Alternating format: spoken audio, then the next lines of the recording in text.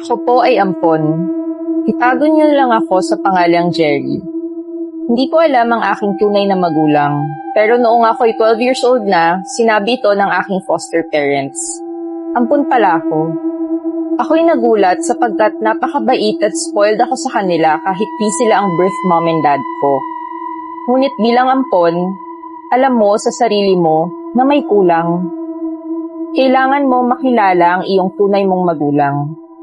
Hindi sa naghahanap ka ng pagmamahal nila, gusto mo lang malaman kung sino sila at kung bakit ka nila iniwan. Yan lang ang dalawang tanong ng bawat ampon. Walang ibang impormasyon na naibigay sila mommy at daddy. Maski ang Aruga at Kalinga Foundation sa QC kung saan ako inampon, wala din daw alam. 3 years ago, nagdesisyon akong hanapin ang tunay kong nanay at tatay. Pinuntahan ko ang kumbento kung saan ako nanggaling. Wala din akong nakuhang impormasyon sa mga madre. Sunod na aking pinuntahan ang PGH, pero wala akong record doon. Nakapagtataka kasi sa birth certificate ko, PGH ang nakalagay. Nabigo ako sa aking paghahanap. Inigilan ko na din ang kalokohan na ito dahil sinabayan pa ng pandemic. Ngunit ngayong taon, January 9, 2023, meron akong natanggap na birthday cake at card. Sabi sa card, happy birthday, pero ang birthday ko ay June 16, hindi January 9. Nakalagay sa card, kung gusto mong malaman ang istorya ng buhay mo, puntahan mo ako sa bangketa sa labas ng Quiapo Church. Ako ay isang tindera, lagda niya ay Manang Lorena. Kinabukasan, ako'y pumunta kagad sa Quiapo Church. Hinanap ko agad ang street vendor na pangalan ay Lorena. Makalipas ang 30 minutos, nakita ko din siya. Isang chubby at maputlang manang. Siguro ay nasa 50 to 55 anyos na siya. Medyo na-weirduhan ako sa kanyang binebenta. Puro pang palaglag ang nakahain sa kanyang lamesa at itinitinda. Nagpakilala ako at ikunento ko ang cake na pinadala niya. Sabi niya mali ang birth certificate na ginawa ng kumbento dahil di nila alam ang tunay na kapanganakan ko. January 9 daw talaga ang birthday ko. Sa bawat batang kilala niya na ampon, pinapadala niya ng birthday cake pagsapit nila ng 18 years old. Ang totoo daw ay di naman daw ako talaga ipinanganak. January 9 nang ikina-abort ako ng nanay at tatay ko. Natawa ako kasi parang joke time lang. Pero ang mukha niya ay seryoso. Hanggang dinagdag niya, kung gusto ko malaman kung saan sila, kailangan ko munang mag-promise sa kanya. Umuo na lang ako sa matanda. Tapos sabi niya, pag nakita ko ang magulang ko at di ko nagustuhan ang mga sagot sa aking mga katanungan, patayin ko daw sila. Sabay inabot niya ang balisong. Mas lalo kong natawa. Pero sabi ni Manang, okay lang patayin sila. Siya ang bahala at walang makakaalam. Sinong animal ba ang papatay ng kanilang anak? Tama lang parusahan sila ng kanilang pinatay. Nung araw na pinatay ka nila, hindi mo na sila magulang. Di ko alam kung siraulo si Manang or adik lang. Sabi ko uwi na lang ako kaysa makinig sa isang adik. Agad niya akong hinabol at ibinigay sa kamay ko ang isang papel. Sabi niya, sa papel ang address at pangalan ng nanay, tatay ko at ang doktor na ng abort. May utang na loob daw ako dapat sa kanya kasi siya ang bumuhay sa akin. Medyo naging curious ako at pinatulan ng kanyang kwento. Tinanong kung paano. Sabi niya sa akin, ako ang anghel na bumubuhay sa mga fetus na pinatay ng magulang nila.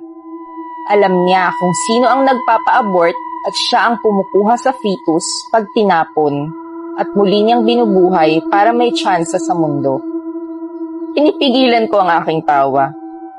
At ang huli niyang mensahe, desisyon ko naman kung papatayin ko sila sa ginawa nila or gusto ko lang kausapin sila. Shock addict talaga to si Manang. Natawa ako. Dapat tinukhang na to si Manang. Ngunit Paglingon ko, bigla siyang nawala. Binalikan ko ang pwesto niya sa bangketa, ngunit wala na din. Medyo kinabahan ako. Multo ba si Manang or modus ito? Umuwi na ako at di sineryoso ang laman ng papel at kalokohan ni Manang Lorena.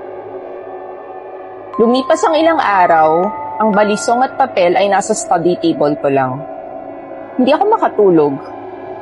Paano kung totoo nga ang sinabi ng adik na yon? At di ko din magets paano niya ako nabuhay. Sabi ko, kalokohan to or modus. Tinapon ko ang papel at balisong sa basurahan sa likod ng bahay.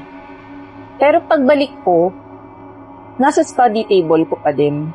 Parang naduwende ata ako. Tinapon ko ulit at muling bumalik. Di ko magets kung bakit. Kinakita ko din sa magulang ko. Kala nila nagmamagic ako. Punyeta, mangkukulam ata si Manang. Hanggang pinatulan ko na at binasa ang address. Kinabukasan, inuna kong puntahan ang tunay na nanay ko. Nasa Marikina Heights siya nakatira. Pangalan ay Elise Sonata. Napaisip ako kung totoo ang lahat ng ito. Sonata ang tamang middle name ko. Takot at kaba ang naramdaman ko nung ako'y nasa pintuan ng bahay. Tinanong ko kung meron ba siyang anak na ipinanganak ng January 9, 2003. Sabi niya, bakit ko daw alam? Sinabi ko, ako si Jerry. At ang tatay ko ay Buddy Tanyo. Nabuisit siya at sinabing patay na daw ang kanyang anak. Wala daw siyang anak na Jerry at biglang isinara ang pinto. Medyo bastos din. Sumigaw ako. Bakit niyo ako pinatay, Nay? Tumingin lang siya sa bintana at sinara ito. Naguluhan ako. Kung joke lang ba ang mga sinasabi ko, di siya asta ng ganon. O nabaliw lang ako. Sunod, dumiretso ako sa aking tatay sa palengke ng Rizal. Hinanap ko si Buddy Tanyo. Tinuro ako ng isang tindera sa isang guard na tulog at lasing. Buddy Tanyo pangalan sa uniforme niya. Ginising ko siya. Inamin niya na may anak siyang pinalaglag sa dati niyang nobya na haliparot. Tinanong ko bakit kayo nagdesisyon na patayin ang bata. Yung nobya niya daw na si Elise ay may pangarap sa buhay. High school kami noon at di ko daw kayang buhayin ang bata at siya. Kaya hinayaan ko na lang siya. Naluha ako. At lahat ng bagay na sinabi ni Manang Lorena ay totoo. Masakit isipin na pinatay nga ako ng magulang ko. Medyo hindi nag-sink in lahat. Paano naging totoo lahat ng nasa papel at bakit buhay ako? Umiyak ako buong gabi pero kinabukasan gusto ko silang patayin or ipatulfo. Pero sa huli, nanay at tatay mo pa rin sila kahit mga hayop sila. Meron pang isang address sa papel, ang doktor. Napalitan ng lungkot ko ng galit at napagtripan ko ang doktor. Gusto ko siyang parusahan kung bakit niya hinayaan magpa-abort sila. Uminom ako ng 2 Red Horse pampalakas ng loob at nagdesisyon na patayin ng doktor. Gusto ko din ibaling lahat ng galit sa nanay at tatay ko sa kanya. Ang pangalan niya ay Dr. Felicia Javier. Ang klinik niya ay nasa Cainta. Pinuntahan ko, subalit ang sumagot ng pinto ay anak niya. Gusto ko sanang saksakin pero sabi niya, 2 taon nang patay nanay niya. Sinaksak siya.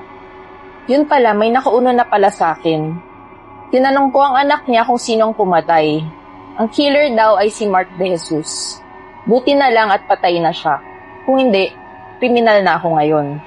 Ilang araw din ang lumipas at hindi ko maintindihan ng lahat, pero ang lahat ng sinabi ni Aling Lorena ay totoo. Na-curious ako sa killer ng doktor. Nag-backtrack ako sa TV Patrol sa YouTube at nakita ko ang mark na ito. Sa munti siya itinulong. Binisita ko siya kinabukasan. Nung kami nag-usap, natawa ako at kilala niya si Manang Lorena. Parehas kami ng storya. Ngunit, di kami parehas ng desisyon. Pinatay niya ang tunay na nanay at tatay niya. Di lang alam ng pulis na siya ang suspect. Sa doktor lang siya nakasuhan. Napanatag ang aking loob at may karamay ako sa lahat ng ito. Napaisip ako, kung hinayaan ko ang galit ko, baka ako din si Mark. Dati siyang med student sa UP Diliman. Nasayang ang lahat dahil sa krimen na ito. Nagpasalamat ako kay Mark at nangakong dadalawin siya hanggang kaya ko. May mga bagay talaga na di natin maintindihan dito sa mundong ito. Pero tama si Manang Lorena. At least, kilala ko kung sino ako. Muli akong bumalik sa Quiapo Church. Buti at nakita ko si Manang. Humingi ako ng pasensya sa aking ginawa at nagpasalamat sa kanyang kabutihan. Binalik ko ang papel at balisong. Nagpasalamat din ako sa pagbuhay sa akin. Iniisip ko kung isa ba siyang mangkukulam na kayang buhayin ang isang fetus. Tinanong ko siya kung paano niya to ginagawa. Sinabi lang niya sa akin, ang buhay na kinuha, kayang palitan ng buhay din. At bigla siyang nawala.